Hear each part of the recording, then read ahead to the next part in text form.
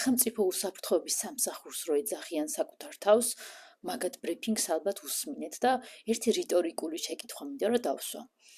ანუ მოგვიყვნენ რომ ძარცვავდაო ღარიბაშვილიო ხალხსო, თქვენს ხარჯზე ცხოვრობდაო, იპარავდაო მთელი ეს წლები, რაც ქოცები ხელისუფლებაში არიანო, ბევრი მოიპარაო, აღიარაო, ყველაფერიო, ვიცითო, თქვენც იცითო და ამის მიუხედავად ეხლა უნდა დავსხდეთო, ვიმსჯელოთო, რაღაცა, ანუ რამდენიმე ხანია ხო უკაკეთებენ შესავლებს და ეხლა კიდე უნდა დაასხდნენ თურმე და იმჯერა აღკვეთ ის ღონისძიებებზე და ასე შემდეგ.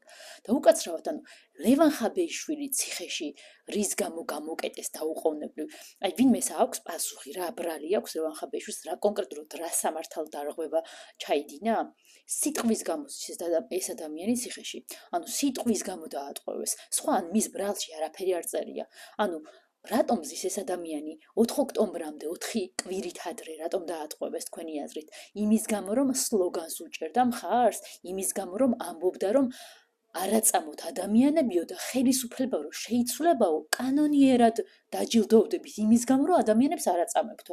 აი ამის გამო ზის ეს ადამიანი ციხეში. ანუ რის გამო 4 ოქტომბრის შემდეგ რის გამო ზის ეს ადამიანი ციხეში? დაუყოვნებლივ ხო აკავებენ პენსიონერებს, ჯანმრთელობის პრობლემების მქონე ადამიანებს, ჟურნალისტებს, ბავშვებს